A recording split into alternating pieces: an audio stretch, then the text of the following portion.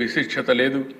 ఎవరైతే మీరందరూ law and order maintain చేస్తారో డీజీపీ దగ్గర నుంచి లాస్ట్ మైల్లో ఉండే కానిస్టేబుల్ వరకు మీరు లా అండ్ ఆర్డర్ మెయింటైన్ చేయండి.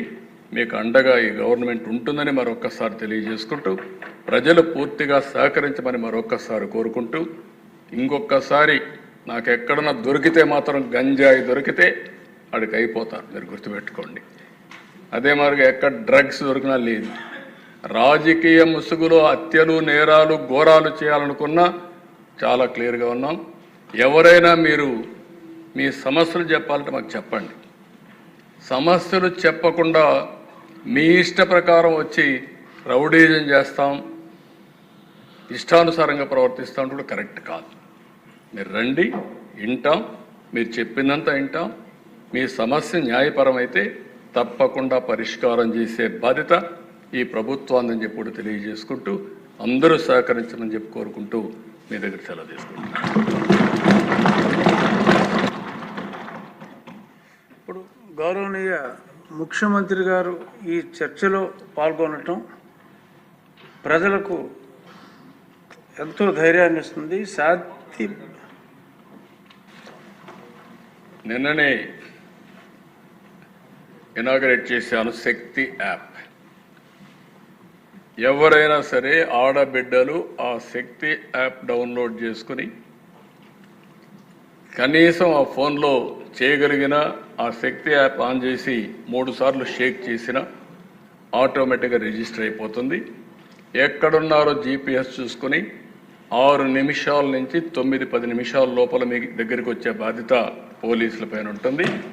ఒకసారి కంప్లైంట్ చేసిన తర్వాత ఆ అమ్మాయికి ఏమైనా జరిగినా మా పోలీసులు రెస్పాండ్ కాకపోయినా బాధ్యత తీసుకునే అవకాశం పోలీసుల పైన ఉంటుంది. ఎందుకంటే ఒకసారి టెక్నాలజీలో రిజిస్టర్ అయిన తర్వాత రేపు క్రైమ్ రిజిస్టర్ అయినప్పుడు మీ ఫెయిల్యూర్ కూడా రిజిస్టర్ అవుతుంది. జాగ్రత్తగా ఉండమని మా పోలీసులు కూడా చెప్తున్నా. ప్రజల్లో చైతన్యం తీసుకొస్తాం. చైతన్యం తీసుకురావడమే కాకుండా ఇటు పోలీసులు అప్రమత్తంగా లేకపోతే వాళ్ళపైన కూడా యాక్షన్ ఉంటుంది. నేను ఐఎమ్ వెరీ క్లియర్. అందుకే టెక్నాలజీ అంటే ఏదో మేము మా ఇష్ట ప్రకారం పెట్టేస్తాం. ఇంత మునుపు మనం చూసాము దిశ యాప్ అన్నారు, దిక్కుమాలిన యాప్గా తయారైంది. ఈరోజు నో క్వశ్చన్. ఏదైతే నేను చెప్పానో ఇది 100% ఏదైతే శక్తి యాప్ ఒక్కసారి మీరు టెస్ట్ చేసి చూడండి. ఎవడైనా ఆకతాయితనంతో బిహేవ్ చేయాలని మీరు చేసి చూడండి. ఆడబిడ్డలు శక్తి యాప్ ద్వారా అప్రోచ్ కండి. అప్రోచ్ అయిన తర్వాత 100% యాక్షన్ తీసుకునే బాధ్యత ఈ ప్రభుత్వాన్ని అని చెప్పి మరొకసారి తెలియజేసుకుంటూ, అవేర్నెస్ రావడానికి ఎమ్మెల్యేస్ కూడా మాట్లాడండి, ప్రజల్లో చైతన్యం తీసుకురండి. మీరు ఒక విషయం గుర్తుపెట్టుకోవాలి, ఎప్పుడు కూడా చట్టం ఉంటుంది, లేకపోతే అనేక చర్యలు ఉంటాయి. కానీ ప్రజల్లో చైతన్యం లేకపోతే మన చట్టాలన్నీ కూడా ఎవరూ ఉపయోగించుకోలేని పరిస్థితి వస్తుంది. ఇప్పుడు కూడా టెక్నాలజీ కూడా అంతే. యాప్ ఉంది, యాప్ ఉపయోగించుకుంటే అది ఒక మహా ఆయుధం. ఆ శక్తి యాప్ను ఉపయోగించుకోకపోతే మళ్ళీ యాజ్ ఇట్ ఈజ్గా జరిగే పరిస్థితి వస్తుంది.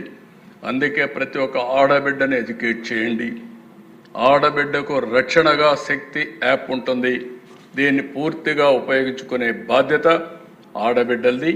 వాళ్ళల్లో చైతన్యం తీసుకొచ్చే బాధ్యత ఇక్కడుండే ఎమ్మెల్యేలది. మీ కాన్స్టిట్యున్సీలు ఎక్కడైనా ఉపయోగించుకోకపోతే ఫస్ట్ నేను ఎమ్మెల్యేని అడుగుతాను, ఎందుకు మీరు చెప్పలేకపోయారని. మీరు అక్కడ కార్యకర్తలు ఉంటారు, 3 పార్టీలు కలిసి ఇంటింటికి చెప్పండి. అవసరమైతే కొన్ని పాంప్లైట్స్ వేయండి. ఒక్క క్రైమ్ జరిగితే అప్పుడు చూడండి. క్రైమ్ జరిగితే యాక్షన్ తీసుకోకపోతే అప్పుడు మీరు నాకు చెప్పమని చెప్పి అడుగుతూ ఇది చేయాల్సిందిగా మరొకసారి విజ్ఞప్తి చేస్తున్నాను. గౌరవనీయ ముఖ్యమంత్రి గారు ఈ చర్చలో పాల్గొనటం, ఈ స్త్రీ యాప్ ద్వారా మహిళలకి స్త్రీ శక్తి అని మైండ్లో వచ్చింది. శక్తి యాప్ ద్వారా మహిళలకి, అలాగే శాంతి భద్రతల అధినేతగా ఏ రాష్ట్రానికైనా పెట్టుబడులు రావాలంటే శాంతి భద్రతలు సక్రమంగా ఉండాలి. చంద్రబాబు నాయుడు గారు వచ్చి శాంతి భద్రతల పట్ల ఆయన చూపుతున్న శ్రద్ధ. నిజంగా ఈరోజు ఆయన ఇంత స్పష్టంగా చెప్పినందుకు వారికి ప్రత్యేక ధన్యవాదాలు తెలియజేస్తూ ఇప్పుడు హోంమంత్రి గారి ప్రతిపాదనలపై ఓటింగ్. 10వ అభ్యర్థన క్రింద హోంశాఖకు 8,570,50,80,80,000 రూపాయలకు మించని సొమ్మును ప్రభుత్వానికి మంజూరు చేయాలి. ఈ అభ్యర్థనకు సుముఖంగా ఉన్నవారు అవును అనండి. వ్యతిరేకంగా ఉన్నవారు ఎవరైనా ఉంటే కాదు అనండి. అందరూ అవునన్నారు. కావున నిధుల కొరకు గౌరవనీయ మంత్రి అనిత గారు అభ్యర్థనలను మంజూరు చేయటం అనేది. ఇక నిమిషం శాసన మండలి అధ్యక్షుల వారి నుంచి శాసనసభ స్పీకర్ గారికి ఈ క్రింది వర్తమానం అందింది. మార్చి 11, 2025వ తేదీన జరిగిన ఆంధ్రప్రదేశ్ శాసనసభ సమావేశంలో ఆమోదించి శాసన మండలికి పంపిన ఆంధ్రప్రదేశ్ లిఫ్ట్లు మరియు ఎస్కలేటర్ల బిల్లు 2025 ప్రతిని ఆంధ్రప్రదేశ్ శాసన మండలి కార్యవిధాన కార్యక్రమ నిర్వహణ నియమావళిలోని 147వ నియమం ప్రకారం శాసనసభ ఆమోదించిన రూపంలోనే తిరిగి పంపుతున్నాను. ఆంధ్రప్రదేశ్ శాసన మండలి ఆంధ్రప్రదేశ్ లిఫ్ట్లు మరియు ఎస్కలేటర్ల బిల్లు 2025ను 11/3/2025వ తేదీన ఎలాంటి సవరణలు లేకుండా కౌన్సిల్ ఆమోదించిందని కూడా తెలియజేస్తున్నాను.